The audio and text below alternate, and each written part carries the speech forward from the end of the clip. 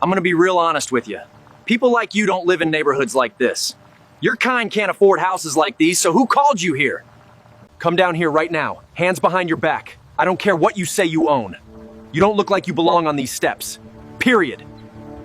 My brother, before you put them cuffs on me, I need you to look at this real careful, because what is in here is about to change your whole day.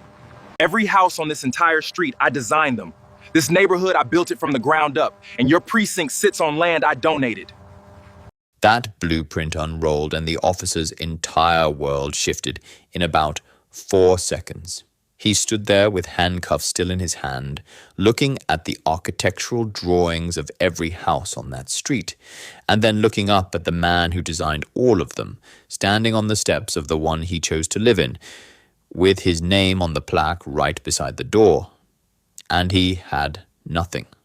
Not a word, not a next move, not a single place left to take that interaction that did not end with his career in pieces. The body camera footage went to the department within 24 hours. The doorbell camera from the man's own front door had captured everything from a second angle. By the time it hit social media, it had already been viewed by millions of people. And what every single one of those viewers saw was an officer walk up to a black man's front steps, tell him his kind could not afford to live there, and pull out handcuffs, all before asking a single question, all without a single piece of evidence that anything was wrong. The department placed him on administrative leave before the week was out. The neighbor who made the call faced her own consequences. Her name circulated online within days.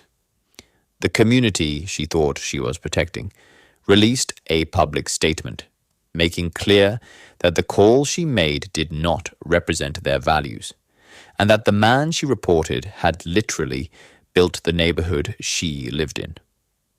She quietly put her house on the market 2 months later. The architect filed a civil rights lawsuit against the officer, the department, and the city. His attorneys argued that the stop was racially motivated from the first second, that no crime had been reported, that no probable cause existed, and that the only reason that officer walked up those steps was the color of his skin. The city settled for an undisclosed amount before the case ever reached trial. The officer lost his badge permanently.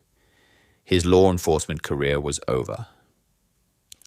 And here is what I want to say about all of this. That man stood on his own front steps, in front of his own front door, with his name on the wall right beside him, and he still had to unroll a blueprint to prove he belonged there. Think about that. He built that neighborhood from the ground up.